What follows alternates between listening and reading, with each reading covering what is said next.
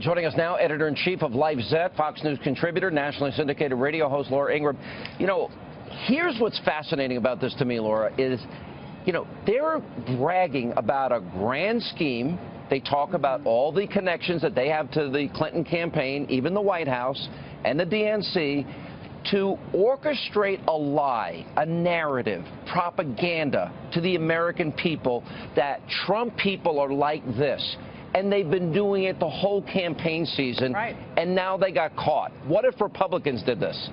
Oh, no. I mean, if a Hillary Clinton campaign office had been firebombed, it would have led every newscast, and every Donald Trump supporter would have been tarred with the action, okay? But, you know, when that happened over the weekend, it was basically brushed aside by the media as a one-off.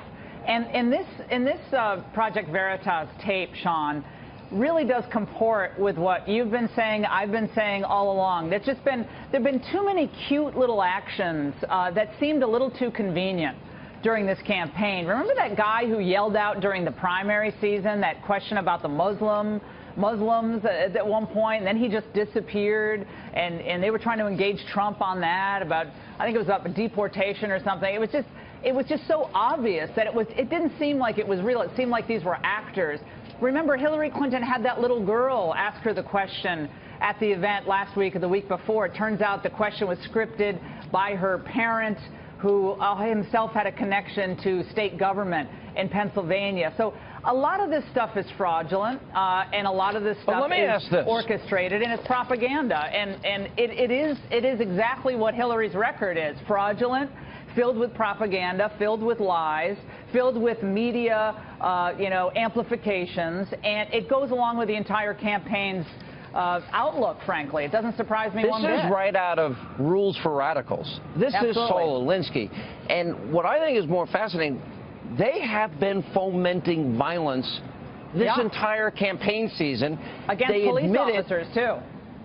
They brag about it, and then they brag about how the DNC and the Clinton campaign and even the White House is involved. How do you justify this?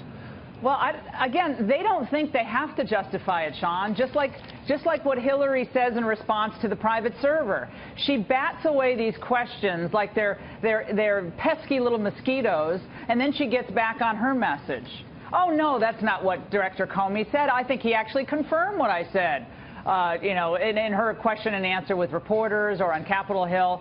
So their modus operandi here, Sean, is to deny and then quickly move on. And it works for them because, unlike with Trump, the press will let it go. Well, they talk about creating plausible deniability, but this is so serious that they brag about, we've got operatives in every state. They're going to every event, and they're fomenting violence, and they've been trained how to ask the questions.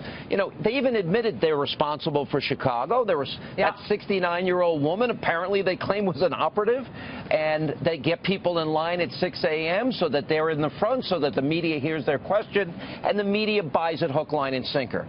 It seems to me we have been victims of a huge organized lie and propaganda campaign this entire election season.